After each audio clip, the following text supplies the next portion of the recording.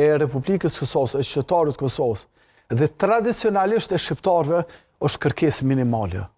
Na kemi një kërkesë që është minimale, paramendo me pas verdikt drejt edhe të pa anshëm, jo dikum politikisht.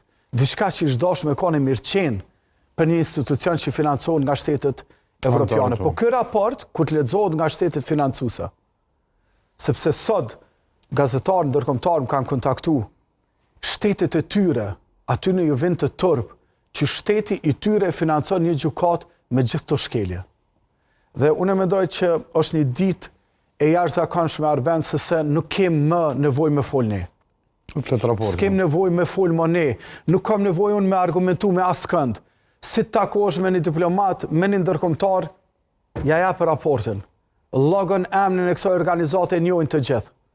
Dhe unë mendoj që është një punë e jashtëzakonshme dhe e cila mbi gjitha e krijon një ndjeshmëri shumë më të madhe të shteteve financuese ndaj popullit të Kosovës, sepse ato çfarë kum pa në Kosovë edhe që ku e kemi njerë në UÇK-s mos më lën me fol mu në emën tënë.